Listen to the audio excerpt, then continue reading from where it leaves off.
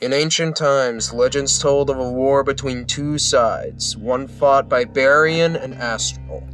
Astral's forces were proving to be a menace to the Barians, so in an attempt to gain new power, the Barian god, Dawn Thousand, sought out 7 humans, all of them noble warriors in their own right, and corrupted them through greed and fucking other shit I can't remember. One such warrior just so happened to be a king in the midst of a war with a far-off kingdom that came to a climax during, what else? A shadow game.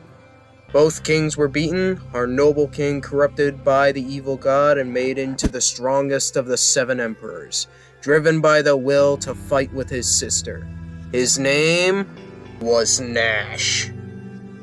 Definitely something nobody asked for. It's time to look into one of the most interesting decks I've played so far, aside from Sky Striker, Barian Shark.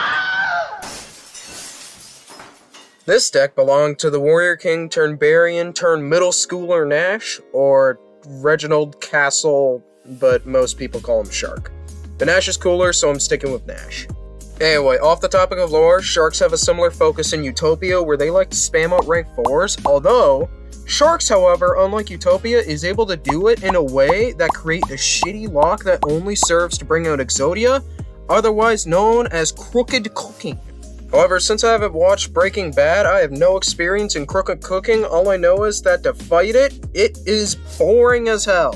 Although, Sharks have a unique way of using their traits of Xyz monsters to their advantage. Basically, Xyz monsters get overlay units, which are their materials, and you can use them for their effects.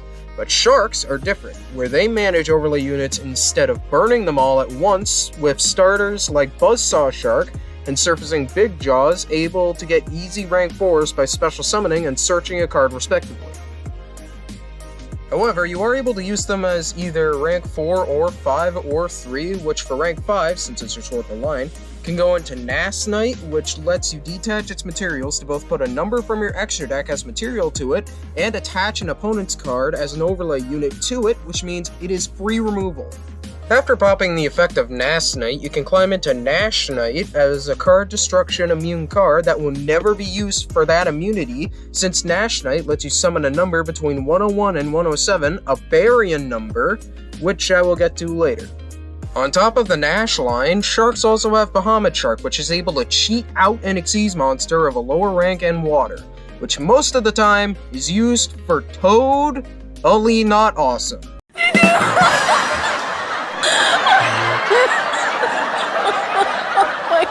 But totally cringe lost his title as totally awesome, so he's not a viable target anymore. And thank God for it. Don't you fucking suck. Why are you booing me? I'm right! Instead, there's 2 options depending on preference. You could make Xyz Armor Torpedo, which is really bad without material, or you could make the OCG, soon-to-be TCG in Rage of the Abyss, Livertude Dragon, and also demoted number 17 that can search a Virtue Stream, or Sword Soul Blackout for fish, and re-add Fish Engrave to hand by detaching overlay units from anywhere, which means you can put that spare unit of Bahamut Sharks to work without needing to use Bahamut Shark's effect again. But both of these won't stay around for long, as Xyz Armor Fortress is something that loves the lack of overlay units on the others, as it can detach its own materials to search Armored Xyz or Full Armored Xyz, which Armored Xyz is kind of bad because it'll most of the time lower attack, but Full Armor Xyz both lets you Xyz during your opponent's turn with no restriction as to how, and when banished from grave, lets you equip a monster to boost its attack. And on top of this, you don't even need to put in that much effort for making Xyz Armor Fortress. You can do it the normal way with 2 level 5s,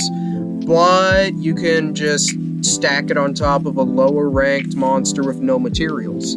You might wonder how to get Full Armored Xyz to the grave if Xyz Armor Fortress searches it, and I already know those blessed with Burning Piss are thinking Beatrice, but you can simply use it to put Xyz Armor Fortress up into Full Armor Darkray Lancer, an enhanced version of Nash's original ace, Blackray Lancer, to then be ready to equip it to probably the best monster the deck has since when it has anything equipped to it, The new Ray Lancer one-ups Cyber Dragon Infinity in terms of its thirst for blood and maple syrup.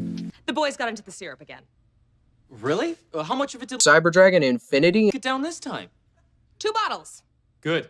My record is still safe. That's getting to one of the main boss monsters. Shark has a lot in between for starters for getting the combos going in the first place, but it has a few problems with its variety of levels. The first one being the variety of levels, because although some sharks like Abyss Shark and Crystal Shark are able to act as if they were a 3 or 4, they can't be used for the exceeds of a lower non-number like Bahamut Shark, so you're most of the time making Nash Knight with it and reserving Bahamut Shark for another set of starters and extenders.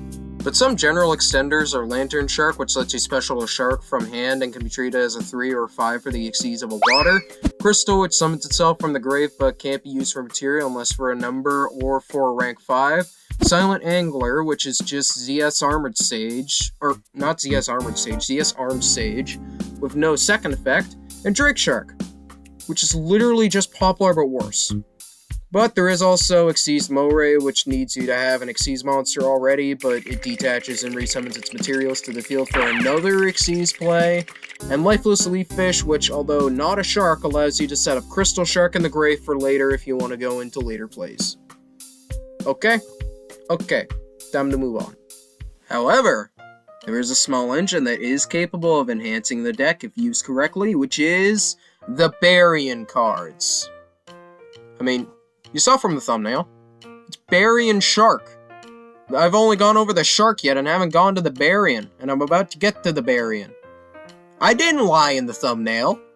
Basically, Barian cards are used for bringing out numbers 101 through 107 very quickly, with Chaos Draw either able to copy a rank up or act as a halfway to forever by exceeding from the graveyard at the problem of needing to top deck it.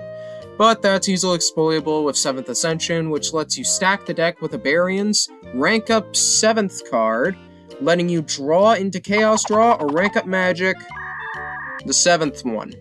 Stupid name aside, 7th one only appears when all 7 Emperors are united, and when top decked lets you summon a 101 through 107 and immediately rank it up into a C variant, used for... Okay, looking at Master Duel meta, it's only in Kraken Control. But I can't find the deck with it, so this is either a run or don't. But there are more better ways to summon out the boss C101.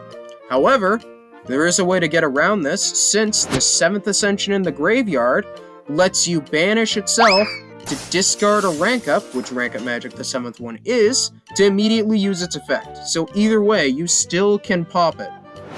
But to start with 101, that is Silent Honor Arc, a rank 4 that is generic enough to act as an emergency form of removal by removing its overlay units to make an opponent's monster its overlay unit.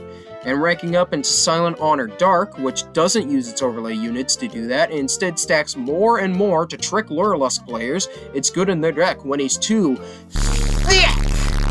Anyway, Dark just does the same thing as Arc without detaching, and resummons itself when destroyed if 101 is in the graveyard and gives you the equivalent life points to its attack. However, if you don't like C101 or Dark Knight Lancer, Nash used another number known as 32, the Shark Drake, which, although cursed by 2010 art and a 2010 effect, has gained an evolution better than Vice. Number C32, Shark Drake Leviathan. Although it has a nuts summoning mechanic, there's 2 ways to cheese it. Either top a rank up, or discard any spell you might have to rank it up on top of Shark Drake, or Shark Drake Vice. With the effect to simply detach a material to cast Mend Butt Crack and Intimidate. Wait a second. Alright, I don't know why I need to recite this in a script, but, well, I put this in here. I don't know if I was on a bunch of Dr. Pepper and root beer when I made this, but here we go. 1, 2, 3, 4, I declare a wizard war, and my Shark Drake casts Infinite Impermanence on a monster. Okay, so it doesn't do Mend Butt Crack. My bad. Though C32 is a lot harder than it sounds to summon, since Shark Drake by himself is a 3 level 4 monster, so you need either 3 level 4s or the Poplar mentioned earlier to summon it out early by skipping the need for a 3rd unit. making Drake Shark generally worse than Poplar, but able to enable a good Xyz monster as it can act as 2 materials for Drake Shark. For some utility, Numbers Protection is a spell speed 4 Omni Negate that works if you have a number. Xyz Import lets you stack more overlay units, and Xyz Revive Splash is one of the few ways you could also cheat out Shark Drake Leviathan with 1 less material. However, that's the gist of how Barian Shark works, and that's about as much detail as I've been able to gather from personal testing. But there are things coming in Rage of the Abyss alongside the other stuff that I wish I could talk about, but can't because they haven't translated it. Specifically, a new rank up that's an equip card. So hopefully after this video is done, they don't release it while Carter edits so I can be 100% factual without having to mention it. Although sharks do suffer from a lack of negates, but if you run floodgates like Kragan, don't. Just don't. What the fuck is wrong with you? Kragan is cringe. Either way, just remember, you got a Blackout to work with, and you've also got Full Armor Darkray Lancer to work with by stealing monsters. So good luck, and make sure to fight for whatever your side you feel like. Yes, this is Fade from the future. What I thought was a new realm was actually Reincarnate Unveil Mail, a spell that functions as a rank up since it lets you, for free, get to Shark Drake Leviathan without very much other setup aside from having it. It can even let you Xyz summon mid-battle phase for some goofy results. Anyway, sorry for putting you through this, Carter, and I very much hope you didn't spend 5 hours looking for a card that doesn't exist because I can't read Japanese. Also make sure to like, comment, share, and especially subscribe. I really want to make it to monetization. I already have enough for memberships. I just need to get a bunch more views, and for monetization, I need like fucking 400 more subscribers. So, whatever 400 people aren't subscribed, can you please subscribe? Like, if I have to make a how-to for any deck that a non-subscriber asks me to do, I will do it if it gets you to subscribe. Okay, that's enough shilling for you to subscribe. Bye bye now. I'm bad at outros. I may have been better, but this is completely off script, so I have nothing better. Carter, roll the end credits fast. It's Future Fate again. I'm putting this in as a surprise to Carter, but right now he is available for editing videos of any kind. He charges by length of video and normally requires a list of images or clips to edit stuff in for long-form essays like these, while going with the flow for gameplay.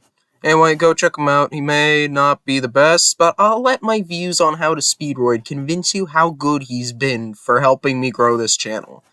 If you need a minimum, these medium videos cost about $200 CAD, while anything beyond would be more, or anything like a short wouldn't be much. For now, I'll catch you guys in the next one.